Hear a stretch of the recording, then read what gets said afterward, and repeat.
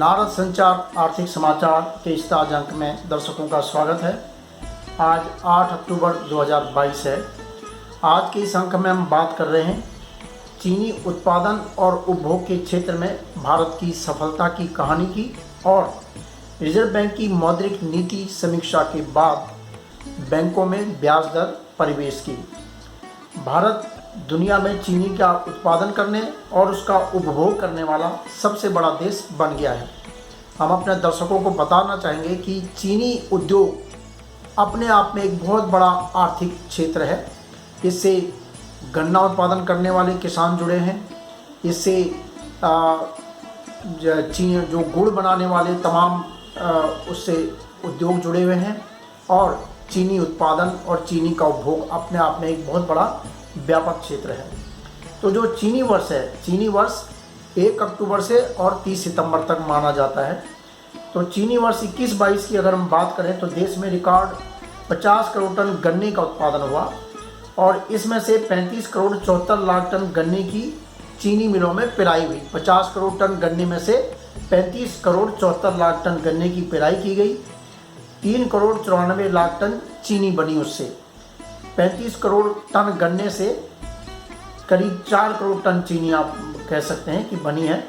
और इस चीनी में से 35 लाख टन चीनी का इस्तेमाल जो है 35 लाख टन, करीब 4 करोड़ टन में से 35 लाख टन चीनी का इस्तेमाल एथनॉल बनाने के लिए किया गया। और इस प्रकार कुल मिलाकर अगर सही मायने में हम करें तो 3 करोड़ 59 लाख टन चीनी का उत्पादन देश में किया गया, जो कि एक रिकॉर्ड है। 3 करोड़ 59 लाख टन। इसके साथ ही भारत दुनिया में चीनी का सबसे बड़ा उत्पादक और उसका उपभोग करने वाला देश बन गया है। और इसके ये हम कह सकते हैं कि चीनी का दूसरा सबसे बड़ा निर्यातक भी आज की तारीख में भारत है। चीनी का निर्यात बड़े पैमाने पर हो रहा है। इस समय जो देश दुनिया की परिस्थितियां बनी हैं उसमें भारत से चीनी का निर्यात बिना किसी सरकारी सहायता के, सरकारी सहायता मतलब पहले सरकार को चीनी का निर्यात करने के लिए मिलों को पैसे देने पड़ते थे कि भैया आप निर्यात कीजिए, आपको घाटा हो रहा है तो हम उसकी भरपाई करेंगे। लेकिन आज विश्व बाजार में दाम थोड़े ऊपर हैं, इसलिए चीनी मिलें अपनी लागत के मुताबिक जो है उसका निर्यात कर पा रही हैं देश में। क्योंकि गन्ने का हर साल आप दाम बढ़ा देते हैं, गन्ने का दाम बढ़ने से चीनी मिलों की लागत बढ़ जाती है। चीनी मिलों की लागत होने से उनका जो मिनिमम जो लागत है वो इतनी ज़्यादा हो जाती थी कि अंतर्राष्ट्रीय बाजार में वो दाम आपको मिल नहीं पाते थे। लेकिन इस समय यूक्रेन पर जो लड़ाई हुई है रूस और यूक्रेन की, उसकी वजह से आप गेहूं का निर्यात कर पा रहे हैं, आप आटे का निर्यात कर पा रहे थे, आप जो है पेट्रोलियम उत्पादों का निर्यात कर पा रहे हैं, आप चीनी का निर्यात कर पा रहे हैं। तो ये परिस्थितियाँ, अगर कुछ आपको नुकसान हो रहा है तो कहीं ना कहीं इस परिस्थितियों का फ़ायदा भी मिल रहा है। सरकारी आंकड़ों के मुताबिक चीनी वर्ष 2021-22 पिछले साल अक्टूबर 21 से लेकर इस साल सितंबर 22 तक का जो साल था उसमें भारत के चीनी क्षेत्र के लिए ये कई मायनों में उल्लेखनीय साल रहा है। इस चीनी सत्र के दौरान गन्ने का उत्पादन हुआ, चीनी का उत्पादन हुआ, निर्यात हुआ, गन्ने की खरीद और उसका भुगतान, एथनॉल के मामले में कई जो है रिकॉर्ड जो है कायम किए गए हैं। देश से सर्वाधिक चीनी निर्यात इस साल के दौरान हुआ है 109,80,000 टन, यानी 1 करोड़ 9 लाख टन चीनी का आपने निर्यात, 4 करोड़ टन के करीब लमसम अगर हम बात करें इतना उत्पादन हुआ तो 1 करोड़ टन का आपने जो निर्यात किया है। और इस निर्यात से देश को 40,000 करोड़ रुपए की विदेशी मुद्रा यानी 500 करोड़ डॉलर का आपको जो है विदेशी मुद्रा आपने चीनी निर्यात से हासिल की है। और सरकार का दावा है कि पिछले 5 साल के दौरान उसके सही समय पर किए गए हस्तक्षेप और उचित कदमों से चीनी उद्योग को 2018-19 में वित्तीय संकट से बाहर निकाल लिया गया और 21-22 में उसको आत्मनिर्भर बनाने का सफर पूरा किया गया। यानी आज चीनी उद्योग को सरकार कहीं किसी तरह की कोई सहायता नहीं दे रही है। तो ये अपने आप में एक बड़ी उपलब्धि है। चीनी उद्योग पीछे बहुत संकट से गुजर रहा था, किसानों को उनके गन्ने का भुगतान नहीं हो पा रहा था, चीनी मिलों के पास उनके पास पैसे नहीं थे।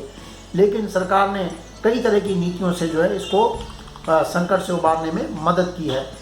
चीनी मिलों को अतिरिक्त चीनी का निर्यात करने और एथनॉल उत्पादन के लिए चीनी को जारी करने का जो है बड़ा प्रोत्साहन मिला है। जो एक एथनॉल की जो उपलब्धि हासिल हुई है कि एथनॉल जो है उसका उत्पादन कीजिए और ये एथनॉल तेल कंपनियों को दिया जाएगा, वो उसको जो है पेट्रोल और डीजल में मिलाएंगे। यानी सरकार का ये कार्यक्रम है कि 2025 तक 1 लीटर पेट्रोल में 20% जो है ये एथेनॉल मिलाया जाएगा। तो इससे जहाँ एक तरफ चीनी मिलों को पैसा मिल रहा है, एथेनॉल का पैसा मिल रहा है, वहीं हमारा जो है पेट्रोल, डीजल और कच्चे तेल का जो आयात है उस पर थोड़ी सी राहत मिल रही है, कम करना पड़ेगा। 1 लीटर में अगर 20% वो मिलेगा तो स्वाभाविक है कि उसका जो है ये आयात पर उसका असर पड़ेगा।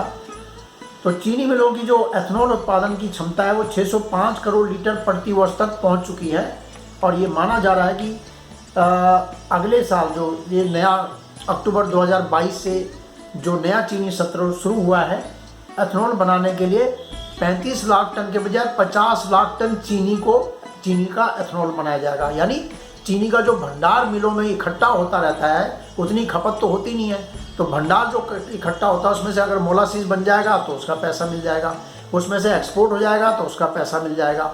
तो इस प्रकार जो है चीनी मिलों की जो वित्तीय सेहत है वो ठीक ठाक रहेगी और किसानों को उनके गन्ने का समय पर भुगतान मिलेगा और चीनी मिल जो एथेनॉल 50 लाख टन इस नए साल में बेचेंगे उससे 25,000 करोड़ रुपए की राशि उनको मिलेगी। तो नए साल में भी चीनी मिलें गन्ने का जो है भुगतान समय पर कर सकेंगी। अब जो चीनी वर्ष समाप्त हुआ है जो सितंबर 2022 में, तो 60 लाख टन चीनी का भंडार बचा हुआ है और नया उत्पादन अब शुरू होगा। तो 60 लाख टन जो बचा हुआ है, इससे कहा जा रहा है कि अगले 2.5 महीने की जो देश की खपत की ज़रूरत है वो आराम से पूरी कर ली जाएगी। तो इस प्रकार चीनी मिलों के लिए जो है ये चीनी मिलों में एथेनॉल बनाने का विकल्प है। चीनी निर्यात जो हुआ है ये चीनी मिल उद्योग के लिए एक वरदान बनकर उनके सामने आया है और उनकी माली हालत इससे बेहतर हुई है। अब हम बात करेंगे रिजर्व बैंक की मौद्रिक नीति समीक्षा के बाद बैंकों में जो ब्याज दर है उस पर क्या असर पड़ा है। रिजर्व बैंक ने 30 सितंबर को, हमने पिछले एपिसोड में आपको बताया था कि 30 सितंबर को मौद्रिक नीति पेश की है। हर 2 महीने में रिजर्व बैंक ये इसमें समीक्षा करता है कि हमारी मौद्रिक नीति क्या है।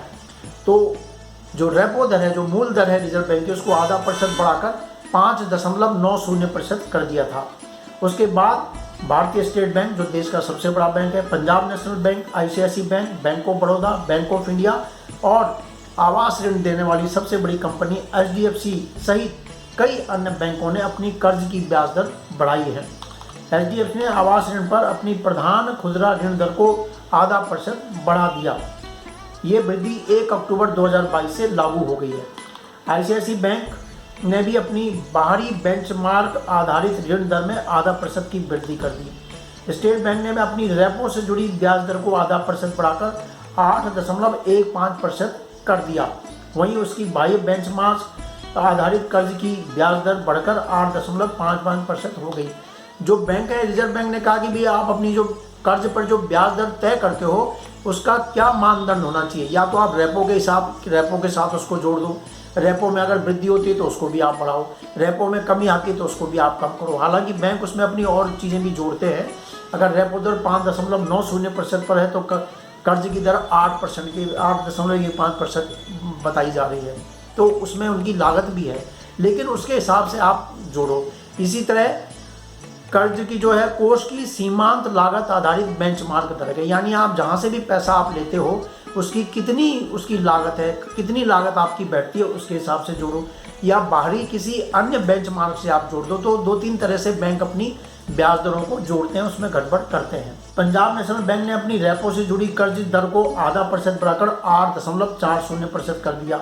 बैंक ने अपनी कोष की सीमांत लागत आधारित MCLR marginal cost of lending rate, उसके आधार पर जो उसकी ब्याज दर है उसको बढ़ाकर अब जो है 8.80% कर दिया। बैंक ऑफ बड़ौदा और bank of India, yes bank ने भी 1 अक्टूबर से अपनी कर्ज की जो दरें हैं उनको बढ़ा दिया है। अब हम बात करेंगे कि जमा के क्षेत्र में क्या हाल है।